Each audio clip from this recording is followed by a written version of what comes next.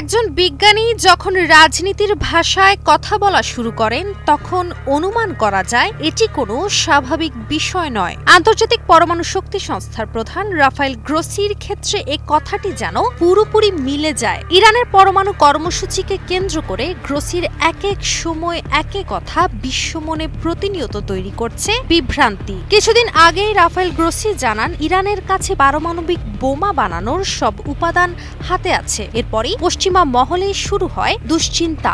ইরানের ওপর আসতে থাকে একের পর এক নিষেধাজ্ঞা, সামরিক চাপ ও হুমকি। কিন্তু এখন আবার গ্রোসি জানালেন ইরান আসলে বোমা বানাতে চায় না। এই দ্বিধা, এই দ্বিমুখিতা কি ইচ্ছাকৃত নাকি নাটক? তবে সবচেয়ে বড় প্রশ্ন, ইরান যদি সত্যি বোমা তৈরি করে তবে এই বিস্ফোরণ আসলে কোথায় ঘটতে যাচ্ছে? ইরান যুক্তরাষ্ট্র কি এগোচ্ছে আরেকটি ভয়াবহ সামরিক সংঘাতের দিকে?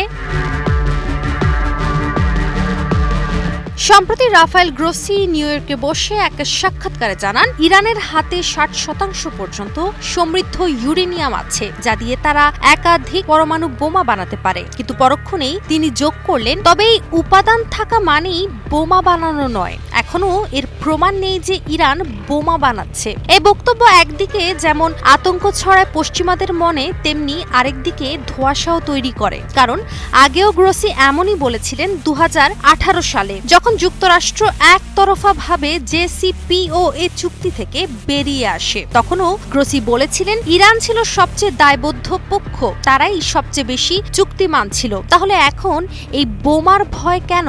প্রশ্ন দাঁড়ায়, তবে কি ইরান শুধু অস্ত্র নয়, ভয় দেখিয়ে কূটনৈতিক সুবিধা নিচ্ছে, নাকি নিজের অস্তিত্ব রক্ষায় শেষ অস্ত্র তৈরি করছে গোপনে?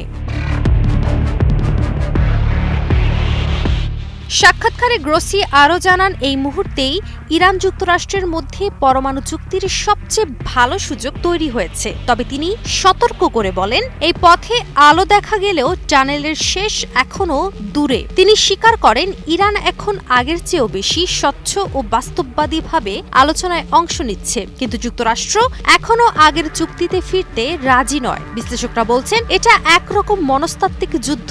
এমন অবস্থায় গ্রোসির মুখেই এখনো যুদ্ধের আশঙ্কা উচ্চারিত হচ্ছে। তিনি জানান এই পরিস্থিতি চলতে থাকলে সামরিক সংঘাতের ঝুঁকি তৈরি হবে, যা রোধ করা অত্যন্ত জরুরি। এদিকে বিশ্লেষকরা বলছেন IAEA এখন কেবল বিজ্ঞান ভিত্তিক মনিটরিং এর কাজ করছে না, তারা যেন এক এক সময় এক এক দেশের হয়ে রাজনৈতিক বার্তা দিচ্ছে। গ্রোসি নিজেই জানান এজেন্সির রাজনৈতিক চরিত্র বেড়ে গেছে।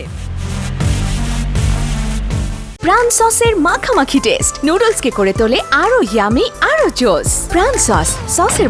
এছাড়াও গ্রোসি সতর্ক করেছেন ইরান যুক্তরাষ্ট্রের এই আলোচনা ভেঙে পড়লে সামরিক সংঘাত শুরু হতে পারে এবং সেটা ঠেকানো অত্যন্ত জরুরি। তার এই মন্তব্য অনেকের কাছে এক ভয়ঙ্কর সংকেত, কেননা সামরিক সংঘাত মানেই যুক্তরাষ্ট্র আর ইসরায়েলের যৌথ হামলা।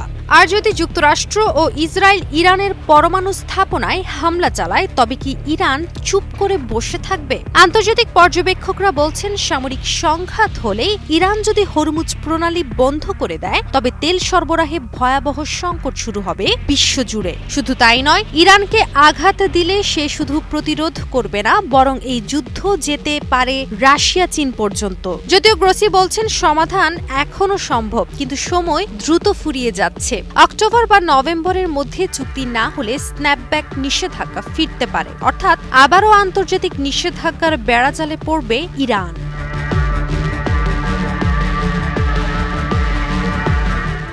বিস্ময়কর এক দোদুল্যমান পরিস্থিতি, যেখানে পরমাণু যুদ্ধের উপাদানও আছে, আবার আছে শান্তির ইচ্ছাও। গ্রোসি একদিকে সতর্ক করছেন সংঘাত নিয়ে, আরেকদিকে ইরানের স্বচ্ছতাও স্বীকার করছেন। তাহলে বিশ্ববাসী কাকে বিশ্বাস করবে? ইরান কি আসলেই বোমা বানাবে, নাকি এটা এক কৌশলগত নাটক যার শেষ পরিণতি হতে পারে এক ভয়ঙ্কর যুদ্ধ?